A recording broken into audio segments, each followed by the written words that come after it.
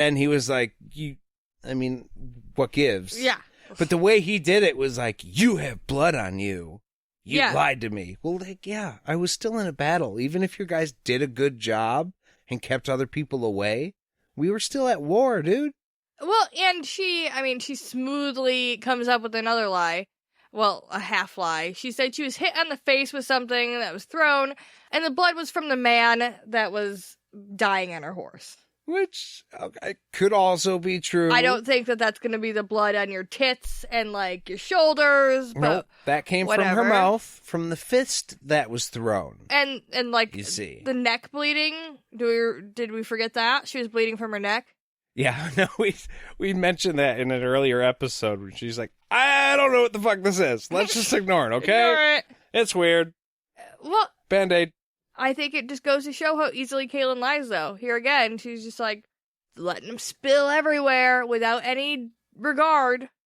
I think in this case, and granted, I don't want to be a proponent of lying, but I think in this case, her keeping her men's morale up is more important than the little white lies she's kind of telling. I don't disagree. I'm just saying she has a pattern of lying for the good of other people. And I don't disagree with that. I feel like we're in a pretty good place with this. Kahlan asks if everybody's ready because they have to keep pushing this while they have the advantage. These guys are poisoned and the weather is like shitty, so they're not going to be able to see them. And Ryan's like, everybody knows what they got to do. The archers are going, cavalry is next, then the pikemen. And they're out there waiting for the sentries that they know are going to be sent. They're going to fucking kill those motherfuckers when they come. And they're sleeping in shifts. And the order is not going to get the chance to go to sleep again. Yeah, they're attacking in shifts too. Yeah. So just like first, second, and third shift jobs, every 8 hours, these armies are getting attacked by a group of roughly 1,000 men. We could maybe call it 600 or 800, depending on how many are actually going out at any given time. But even so, this means the order is never being left alone. They always have something to deal with. Yeah. It's literally a never-ending attack.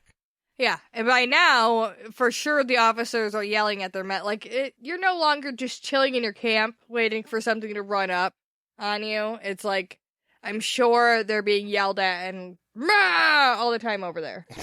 What the fuck are you doing? They just came in and killed a bunch of you. Again. You need to pick up the horse, Viscera. No, you need to pick up the horse, Viscera. Can you imagine what a terrible, terrible, terrible fucking job that would be? Yeah. We have 99 horses with broken legs and they are dying.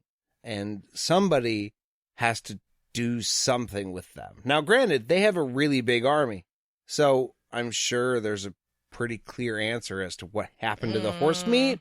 Right, but there's still a guy that has to do that. And, I'm just glad I'm not him.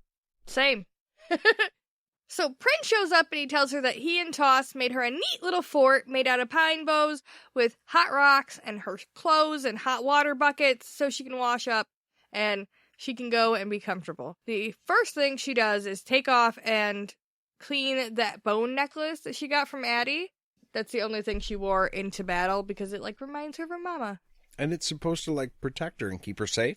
Yeah. Which apparently it did. Yeah. And then she goes ahead, takes a sponge bath, she washes off all the shit, the blood, the paint, the men, and she starts trying to think of Richard instead of all of that crap. Wait, I'm sorry. We gotta back up just a little bit. So, when it says that Kahlan took a sponge bath, and I promise I'm not trying to be a pervert, you'll see. Are they talking about her getting into like a tub? No. So she just did literally sponge bath where you just dip the sponge and then you just kind of wipe yourself clean. Yeah, she's just got buckets. Okay. So the point that I wanted to make, way less satisfying than a bath. Oh, yeah.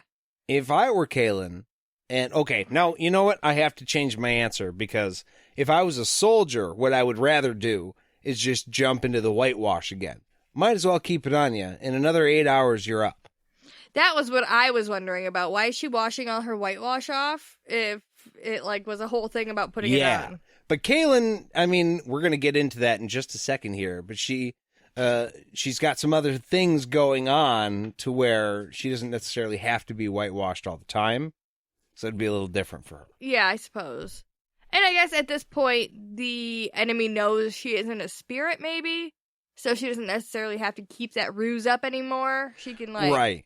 wear her dress now. But ultimately, I would just want to take a good and proper bath by, getting into the water after doing something like that, after being that cold, just after, grossness. Yeah. No, totally. I'd rather be in a bath than a sponge bath. That's all. Well, and this doesn't get her fully clean. There are crevices. Yeah, well, yeah. Yeah. It's a rinse with a sponge. It's, yeah.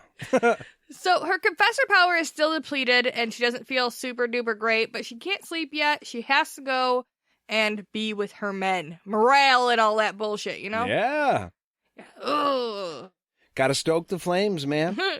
So she speaks to everybody that she can, giving comfort to those who need it, praise to those who don't really need hey, you're gonna be okay, you're gonna make it through, or maybe you won't, but I'm here with you, A group of men around a fire talk about their friends who didn't make it back with them, and when Kahlan apologizes, one of them tells her it's all because of her, and the ones who made it did because of the shit she did running into the fucking enemy like she did. Right. And she was a boss. Yeah, they wish they had all killed half as many as she did, because apparently she killed, a lot of dudes. Well, and this is kind of a pattern for Kahlan, too, because the last time she went in all by herself, she killed about 100? Yeah.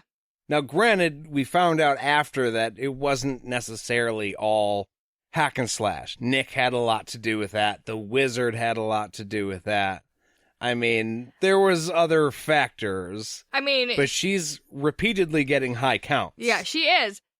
But, yeah, in that situation, it was more like assists that kills. Yeah. She probably only got, 5-10 actual kills, because, all the ones going off the side of the cliff, that's 50. And then she's got all the ones from Wizard Slagle, that's another 25, 30. So, yeah, and then Nick. So, yeah, there's a good... She got a couple, but not that many on her own. I like how Nick is more responsible for death than the wizard or the cliff. Yeah. Nick is the ultimate badass. You know what else is badass? Grabbing another beer. Sure. We're going to do that, and we'll be back right after this.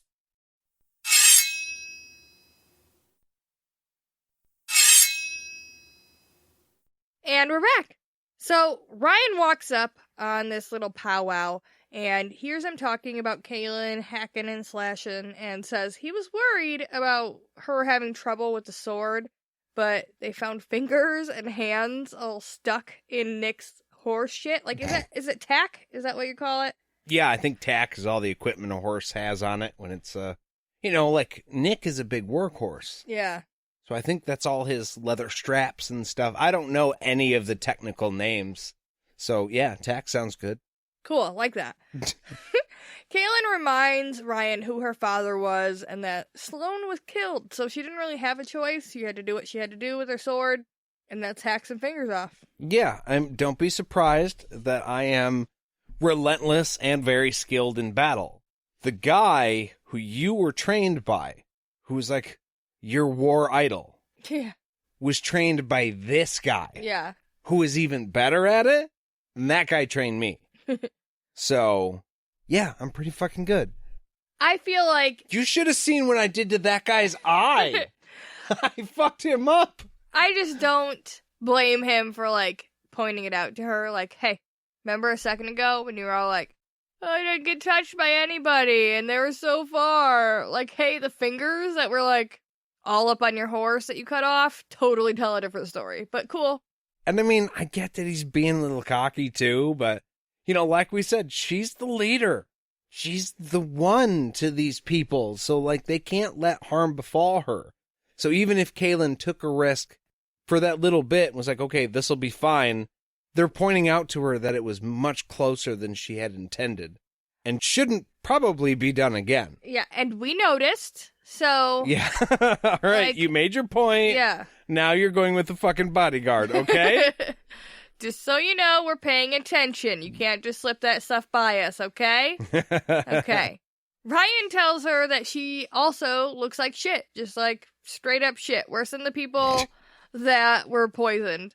But since she can't eat right away, he totally gets that. She should probably go lay down. I love that conversation. Man, you look rough. Yeah, I know. I was up late last night. We had, the battle. No, I mean, you really look like shit. My God. Do you remember all those bodies we saw? You look worse than those. Gee. Oh, thanks. You're a super friend. Hey, remember earlier when I called you handsome? You can shove that up your ass. I'm taking all of that back. You really look bad. Oh, that is disturbing. Hate the uniform.